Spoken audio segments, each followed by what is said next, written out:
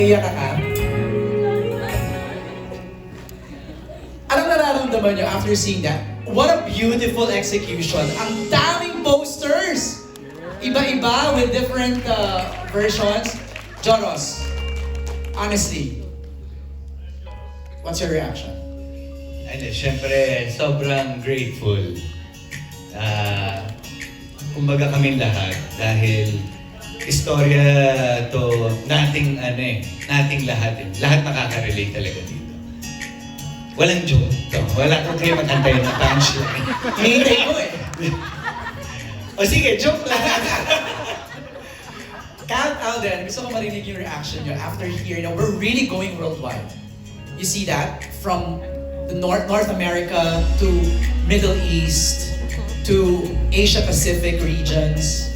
Anong reaction Yeah, nyo? we're also, like sabi nga ni Joros, we're very grateful because of the efforts, of course, of all the producers and also the marketing team behind this. And parang we really owe this movie to the people who have helped us make this happen, and also to all the fans po of the Hello Love Goodbye movie before. And come to think of it, we're parang ang laki-laki ng mga nangyayari ngayon. We didn't expect it to be like this. But more than that, we're fulfilled and we're very happy with what's happening. And makikita to ng buong mundo at the same time na hindi malayo dun sa screening date natin dito sa Philippines. So thank you po. Thank you so much for the support, everyone. Salamat. I agree with you on that. Kasi dati, weeks ang hinihintay. Even months pa. Ibang months pa. But now, hindi. Halos sabay-sabay. Kat, Since day one, we felt the support of course, my home network, ABS-CBN, and now with GMA Pictures. And nararamdaman ko lang siguro na kapag nagtulungan, you see, ito yung nangyayari. And yung support na yun, ang laking bagay sa amin nila Kathy and ni Alden. Kasi we need that eh. Yun yung nag-fuel sa amin. And now that we are showing it not just here, but also internationally, ang nakakatuwa kasi story naman talaga nila to, and maybe it's time for the world to see yung mga gawang Pinoy. So hopefully, tanggapin nila. We're very hopeful for that. And yeah, may mga pupuntahan kami ilang screenings para kami mismo yung nandun kasama nila. So we're just hoping for the best. thank you, Kat. Then, Kathy, I want to hear your reaction after seeing that. Na parang different territories papalabas. Gusto mo yun? Lagi, hindi, overwhelming. Every time ganito, parang ano nga ba ang gusto kong sabihin? Siguro walang iba kung hindi maraming salamat. Maraming salamat sa inyong lahat at maraming salamat kay Lord who's making all this possible, and we remain humble and at your service po para sa inyo naman lahat ng pelikula. Thank you, Direk Kathy. Maraming salamat. Gaya ng sabi ni Kat, let's go! Simulan na natin ang ating media conference. We will go first sa ating mga press na kasama overseas. From TFC Asia and Pacific, we have via Zoom, Annalyn Violata. Hi, Annalyn. Evening from down under dito sa Australia. Hi! Hi. Ang question ko ay una kay Kathryn at kay Alden.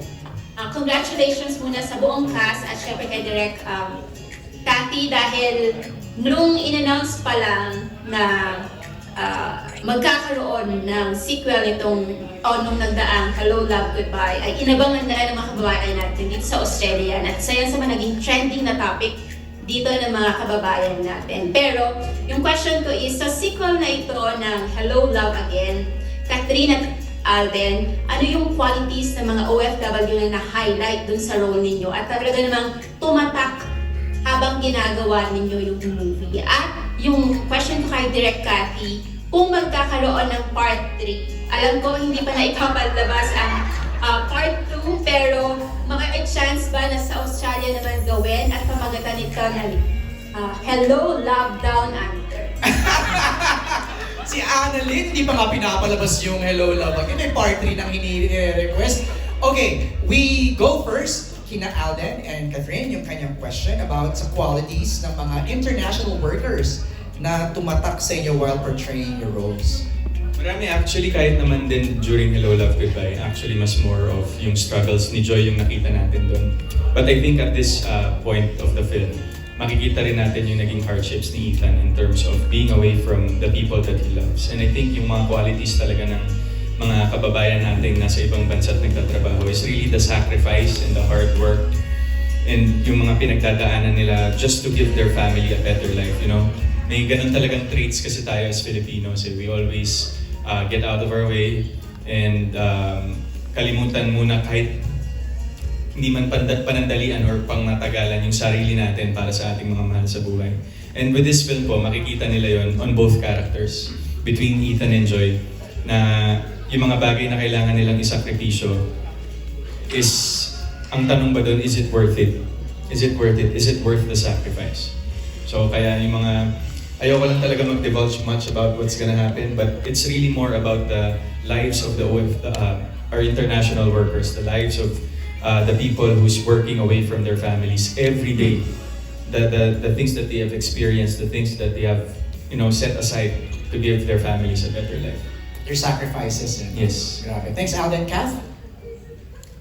Ever since we did Hello Love Goodbye, the first part, the main focus really naman talaga was the or OFWs are also known as the international workers.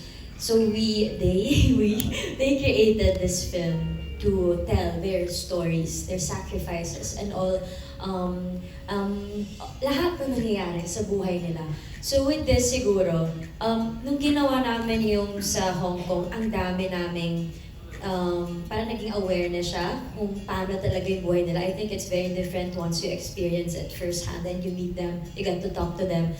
So yun yung una. Tapos ngayon na ginawa namin tong sa Canada, iba din yung buhay ng mga nagtatrabaho dito. Tapos I think naging malaking tulong din there Kathy and the team, sila Ate Carmi went there ahead of time bago kami to do their research. They interviewed different international workers and then ginawa nilang inspiration. Actually, ibang scene namin was inspired because of their stories.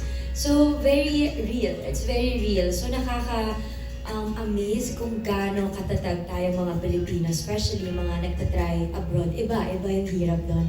It's physically tiring, it's emotionally challenging.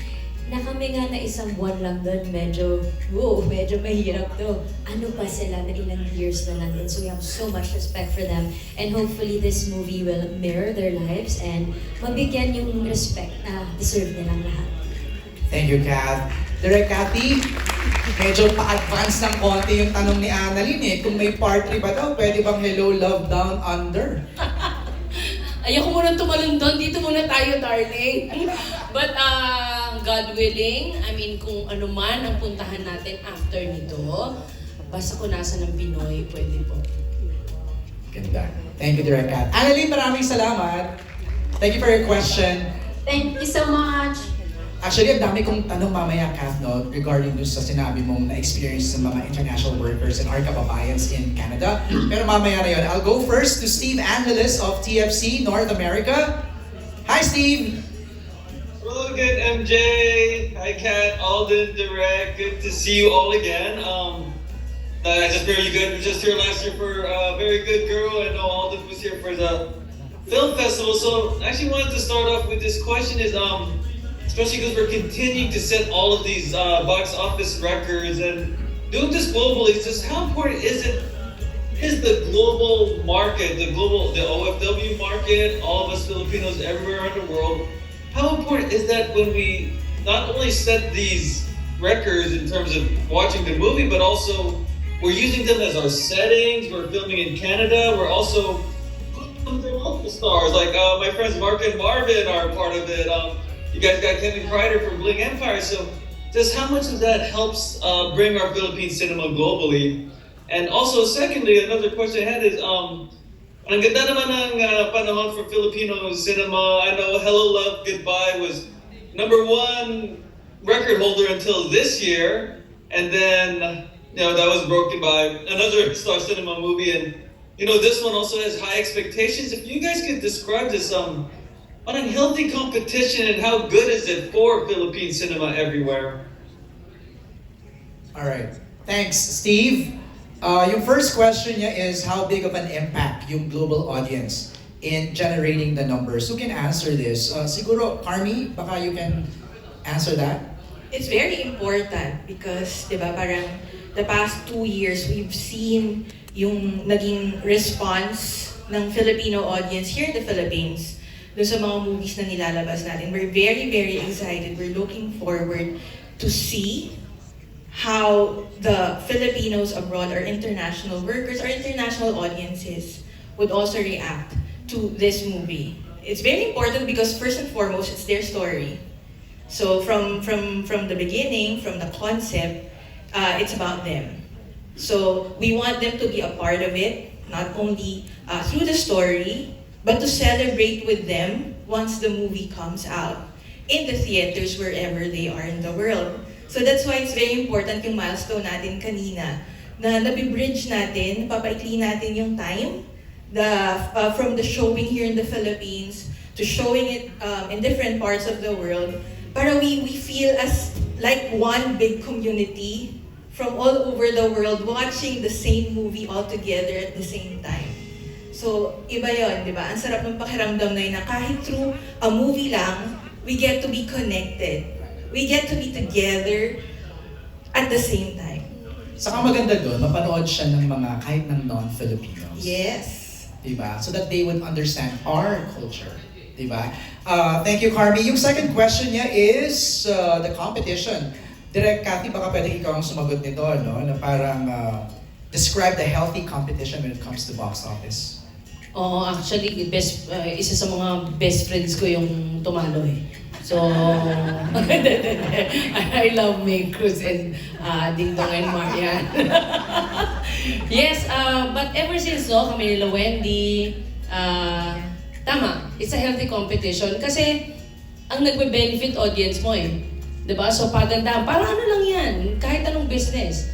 Pag nagko-contest kayo, gumaganda na gumaganda yung produkto para sa mga consumers. In the same manner, pag pelikula, ganun din. May-contest tayo pagandahan. So, wala siyang masamang epekto. Kasi, yun, nagbe-benefit yung consumers, yung ating mga manonood. At kami rin naman, buti na lang hindi kami nag-aaway. Charing, joke lang. Thank you, Direk. Steve, maraming salamat. Salamat. Good night. It's almost 3 a.m. yata sa LA. Thank you, Steve. Maraming salamat. Now, all the way from